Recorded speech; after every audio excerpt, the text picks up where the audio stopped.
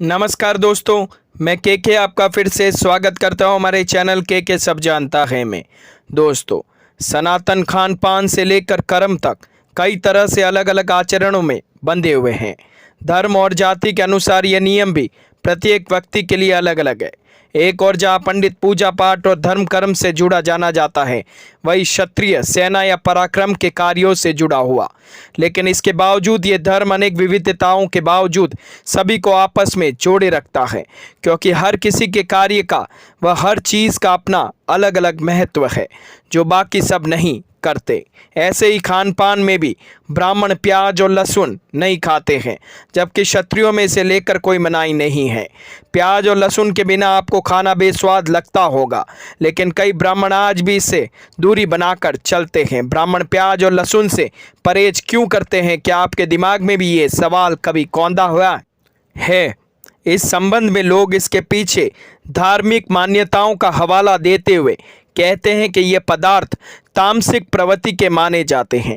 ऐसे में ब्राह्मण के कर्म के आधार पर भगवान से जुड़े रहने के चलते ये तामसिक प्रवृत्ति उसे उसके मार्ग से भटकाने का कारण बन सकती थी। इन्हीं कारणों के चलते ब्राह्मण प्याज व लहसुन नहीं खाते। बिना प्याज व लहसुन वाले शाकाहारी भोजन को सात्विक भोजन भी कहा जाता है। वहीं कुछ लोगों के अनुसार इसके पीछे वैज्ञानिक कारण भी है।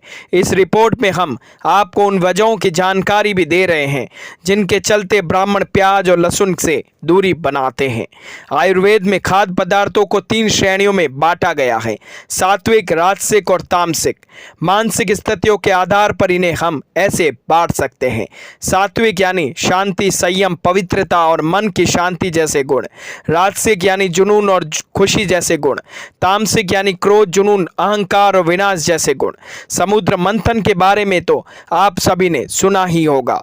समुद्र मंथन के दौरान जब समुद्र से अमृत का कलश निकाला गया था, तो भगवान विष्णु सभी देवताओं को अमृतत्व प्रदान करने के लिए अमृत बांट रहे थे। उसी दौरान एक राक्षस भी उनके बीच आकर बैठ गया। ऐसे में गलती से भगवान ने उन्हें भी अमृत पिला दिया था। लेकिन जैसे ही देवताओं को इस बात का पता चला, तो विष्णु जी ने अपने सुदर्शन चक्र से राक्षसों के धड़ से उनके सिर को अलग कर दिया। हालांकि तब तक उनका सिर धड़ से अलग हुआ, तब तक अमृत की कुछ बूंदें उनके मुंह के अंदर चली गई थी। ऐसे में उनका सिर व धड़ दोनों राहु और केतु के नाम से अमर हो गए। विष्णु जी द्वारा जब उन पर प्रहार किया गया, तो खून की कुछ बूंदें नीचे गिर गई थी और उन्हीं से प्याज और लहसुन की उत्पत्ति हुई। और यही वजह है कि उन्हें खाने से इंसान के मुंह से गंध आती है। हालांकि इसके पीछे कुछ वैज्ञानिक कारण भी है, जैसे कि आयुर्वेद में खाद्य पदार्थों को 3 श्रेणियों में बांटा गया है: सात्विक, राजसिक, तामसिक। बता दें कि प्याज और लहसुन को राजसिक और तामसिक में बांटा गया है। ये तामसिक चीजें मनुष्य के कुछ केमिकल सिक्रेशन को बढ़ावा देती है, जिसमें उत्तेजना बढ़ने वाले हार्मोन्स शरीर में ज़्यादा प्रभावी होते हैं। अब यदि इस बात को अध्यात्म से जोड़ा जाए, तो उत्तेजना से अध्यात्म के मार्ग पर चलने में समस्या उत्पन्न होती है, जिससे एकाग्रता बाधित होती है और संयम क्षमता का नाश होता है। इसी कारण सनातन धर्म में प्याज, लहसुन जैसी तामसिक चीज़ों के सेवन पर मनाही है। ये पूर्ण रूप से वैज्ञानिक है और इसी विज्ञान को अध्यात्म से जोड़ा गया है। चलिए इसे दूसरी वजह से भी समझते हैं। अहिंसा। प्याज और लहसुन तथा अन्य एलिएसस पौधों को राजसिक और तामसिक रूप में वर्गीकृत किया गया है, जिसका मतलब है कि ये जुनून और अज्ञानता में वृद्धि करते हैं।